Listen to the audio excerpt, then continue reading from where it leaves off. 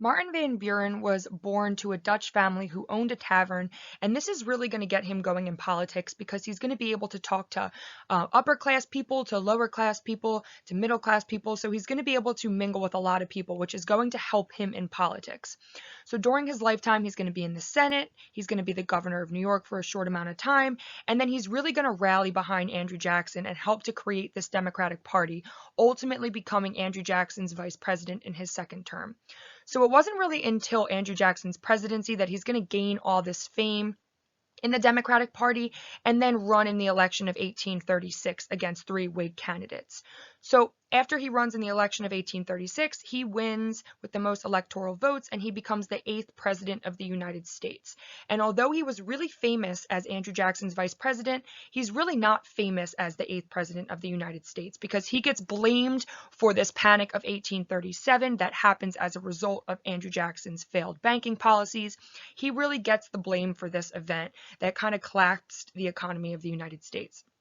Also, Texas at this time gets their independence from Mexico, and they want to be part of the United States, but Martin Van Buren does not bring them into the United States because he's scared that it will throw off the balance between the slave states and the free states, and he really doesn't want to continue the spread of slavery. So this is going to be another thing that makes him a controversial president. Also, he has to deal with these foreign issues with Britain that are going to surface during his presidency, issues that we'll talk about in the next slide, but he's not always the most hands-on dealing with issues with the economy and with foreign affairs. So ultimately, in the election of 1840, he's going to lose to the Whig candidate William Henry Harrison and go down as really not the most popular president.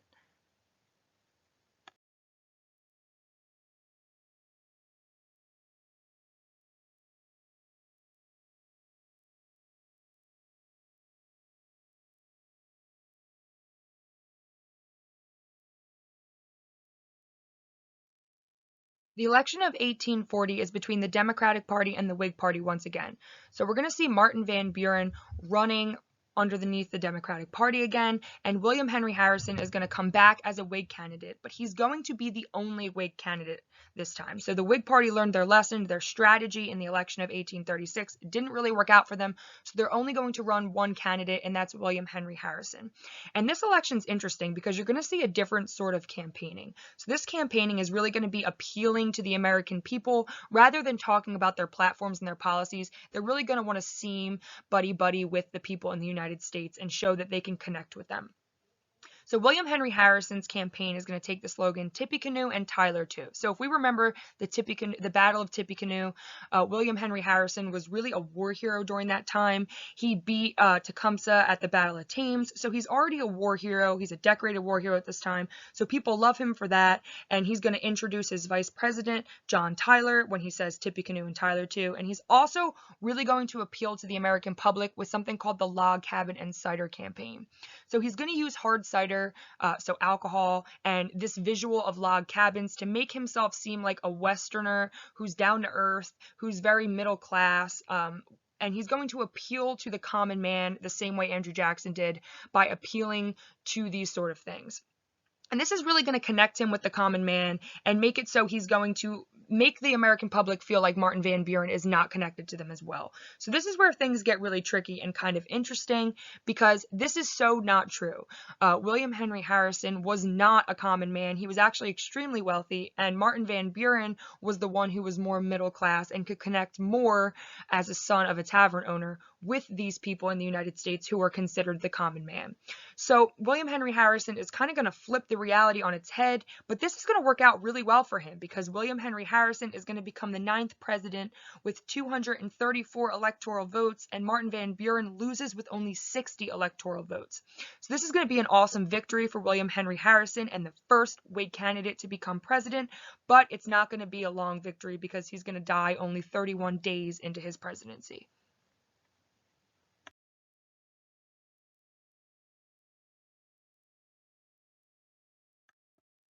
The Second Great Awakening was a Protestant religious revival in America. So you're going to see this new faith in America that was kind of forgotten for a little while after the American Revolutionary War.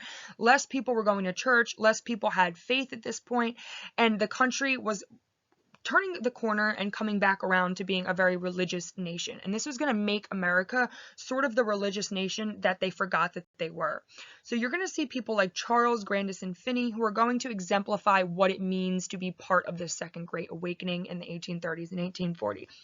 So Charles Grandison Finney would gather large camps, emotional gatherings of people, and he would worship and he would speak of faith and the importance of religion. And he would do this in places like New York, but this would spread out throughout the nation, and this would be a domino effect that would affect all other things. So the Second Great Awakening really instilled values in people that you had individual choice in your salvation. So you had a duty to yourself to avoid temptation, to better yourself, to find the goodness in people, but also this could go outward. So you could help to improve your community and society in America as a whole. This was going to create things like utopian movements and new denominations of the religion. So people were going to break away from society in order to follow their own faith and to create their own meaning of life. But also new denominations of the religion are going to sprout up. And there's going to just be this infectious feeling of faith and kind of serving yourself and being individual in the way that you connect with your faith, religion, and God. So the Second Great Awakening and this new religious revival is really going to appeal to this new forming middle class, but also it's really going to appeal to women in the United States, and they are going to channel this in other ways. And this is going to snowball into something that we call the reform movement during this time. And they're going to think, if we can reform ourselves, then we can also reform other parts of American society and make American society better as well. So you're going to see the reform movement born out of this, the temperance movement, the abolition movement, the women's rights movement, the labor rights movement, the education movement, and the movement to help build up asylums and places for the mentally ill. So the Second Great Awakening was really important religiously, but it was also important for the entire society of the United States. When we talked about the Second Great Awakening, we talked about how it was a religious movement that helped instill values in people that were going to better themselves, but also it was going to have this domino effect and make people want to better the society around them. So out of this idea, you're going to see the reform movements of the 1830s and 1840s sprout up, and these movements are going to keep going throughout American history and keep improving things in American society as time goes on. So some of the movements we're going to look at during this time are the temperance movement, the movement to better asylums and hospitals, the movement to better educational facilities, the abolition movement, the women's rights movement, the labor reform movement. And these are all really important and they're worth spending a lot of time on, but we're going to talk about these a lot in class, so I'm only going to briefly go over them and a few important people now. So the temperance movement really focused on getting rid of alcohol. So during this time, American society was kind of drowning in alcohol, and this was a really drunken time in American history. And women and Protestants were a really big part of thinking that if alcohol were gone, society and families in society and marriages in society would be better as a whole. So out of this temperance movement, you're going to see the American Temperance Society form, and important people like Frances Willard get behind this idea and really try and get it off the ground and get rid of alcohol in society. So next, we're going to see this movement to better asylums and hospitals for the mentally ill. So they were really focused on how they were going to help the mentally ill in society and how they were going to improve the conditions in these asylums and in these hospitals so these people had a chance at rehabilitation. So prior to this, people were really focused on just confining these people and treating them like they weren't human beings. But now you're going to see people like Dorothea Dix saying that, we need to increase these people's chances to rehabilitate themselves instead of just confining them and treating them like they're not human beings. We need to give them a safe environment to basically increase their chances of becoming better. So this is something that's also going to be rooted in the Second Great Awakening and these ideas that you can better yourself from the inside. So when we move forward, we're going to see the education movement next. People like Horace Mann are going to be really focused on creating something called the common schools, which is going to relate a lot to what we see now in public schools. So this is basically schooling for everyone. So prior to this, you're only going to see the rich and the really talented going to schools, but they're saying that, by making school for everyone, now everyone has a chance in society. Now everyone can better themselves and really claw themselves out of the social class that they are in currently. So they're going to fight for more supplies, more social equality in schools, and more training for teachers. So next we're going to see the abolition movement, and this is really exploding, and this is a big deal at this time period because previous to this, we know that slavery has been a dividing issue, the reason behind a lot of sectionalism in the country, and now the abolition movement is really going to explode. So we know that slavery has already been an issue, but now there's going to be different ways to look at abolition. So some people are going to say that they should send these slaves back to Africa because they can't live amongst regular white Americans. But then you're also going to see radical abolitionists during this time saying that no, we can integrate these freed slaves into society. If we free them from slavery, they should be integrated and allowed to live in society the same way white individuals should. So you're going to see American Anti-Slavery Society pop up as a result of this. People are really going to get behind the idea that it is racist to send these people back to Africa and say they can't live here with us. They should be able to live amongst us. We need to get rid of slavery and allow them to be part of our society and to contribute to our society.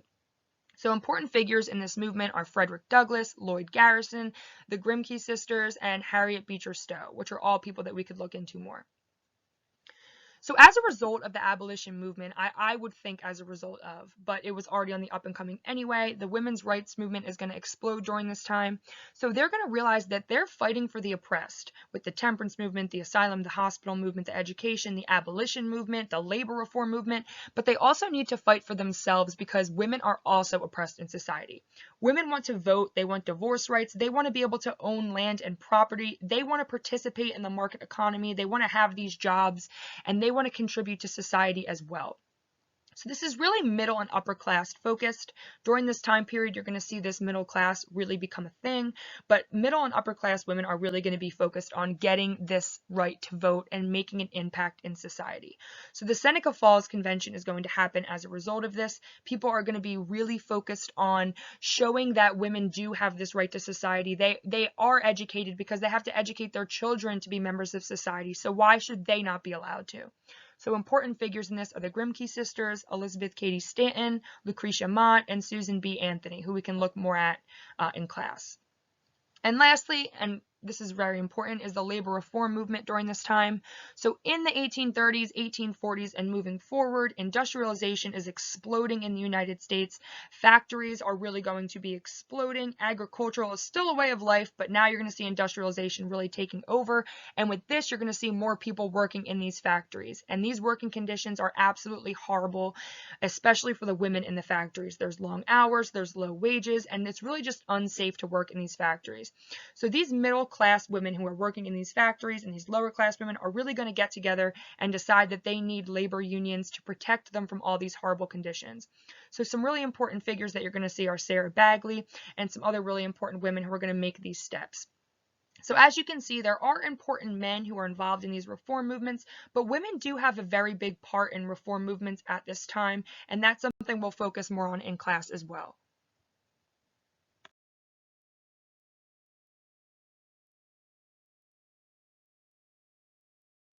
So during the first half of the 19th century in the United States, we're going to see something called the market revolution, and this is going to completely change the economy and the way of life in the United States. So prior to this, we knew that sectionalism is happening. The northern states are industrial. You're seeing factories and them producing their own goods, but you're also seeing that the South is really stuck in their agricultural ways. So they're still going to be focused on agriculture, but now things are going to be changing. People are going to decide to make a surplus of the things they're already making. So prior to this, you're going to see people just making just enough to feed themselves and maybe a few people in their area. But now people are going to be making in surplus and they're going to be making things for profit. And with this being said, you're going to see agriculture, industry in the north, transportation that is new and up and coming, and new technology all working together to connect the economy in all parts of the United States. And this is going to change basically everything. So because of this, you're going to see this new middle class forming. And the reason the middle class is forming is because these new industrial places, such as factories, to make all these new goods and to connect all the goods in the United States, they're going to need people to work there. And now you're going to see the middle class who work in these factories and help with industrialization forming.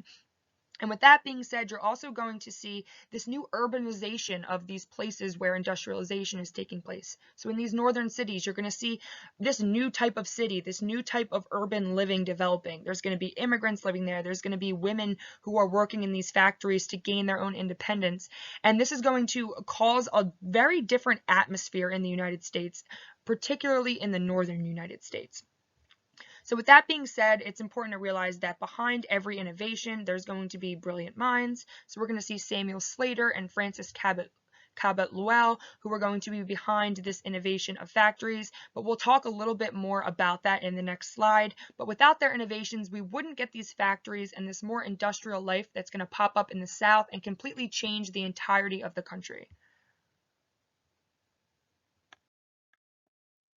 So we talked about in the last slide how there's a market revolution going on in the United States during this time. So the United States is really industrializing itself. We're going to see that there's cities popping up, there's immigrants coming to work in these new industrial places, people are urbanizing, they're living very compacted in cities during this time. And also there's a middle class that's coming out of this new industrial way of living in the United States. People are working in these factories, women are getting their independence and working in these factories, and this is going to create a surplus of money for the middle class and also a surplus of goods that people can exchange and have. And this is things that weren't able to be done prior to this. People didn't have a surplus of money or goods. People weren't able to do leisurely things outside of what they normally did. But now we were able to do that, and this is going to lend itself to this new capitalistic society that we're moving into and that we have now. But we wouldn't be able to have this explosion of the market and this new urbanization and this new industrialization if it wasn't for the transportation and innovation that we're going to see popping up during this time period in the first half of the 19th century. So there's a few important things we need to talk about, like factories, roads, canals, steamboats, bridges, and railroads, but we'll go into those one by one. So first things first, factories are super important because although they're typically mostly in the northern states, they completely changed the entire country of the United States. So there's two men that are really behind the factories and what they did for the United States, Samuel Slater and Francis Cabot Lowell. So Samuel Slater, this is super interesting because he used to live in Britain, and Britain liked to keep their textile mill factory ideas really under wraps. They didn't want other countries to know how they were able to accomplish this industrial revolution. But Samuel Slater decided that he was going to leave Britain and bring these ideas to the United States and implement them in the northern industrial states, and that's exactly what he did. And with the help of Francis Cabot Lowell, who decided interchangeable parts can be mass produced in these factory systems, these two people are going to basically mesh their ideas together to create a really industrial, exploding, urbanized way of life in the United States that's going to change the economy completely.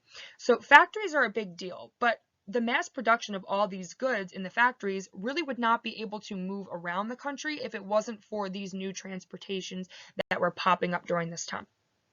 So having the goods is great, but if you're not able to transport these goods around the country, then it's kind of useless. So you're going to see things like roads, canals, bridges, and railroads popping up, and they're all going to help trade and really change the country and make it more progressive.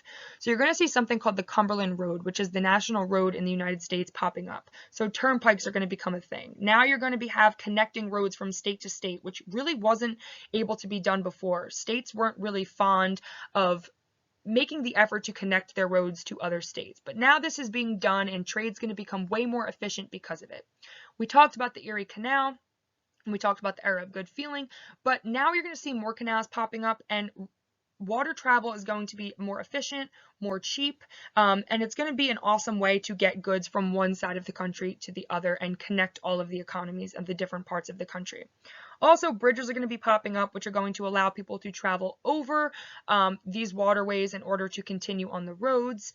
Railroads are going to become a huge innovation during this time. Railroads are going to be a much faster way to be able to trade. This is going to take a lot of the attention off of canals and onto railroads, and this is going to be arguably one of the most important innovations in the American economy that ever happened.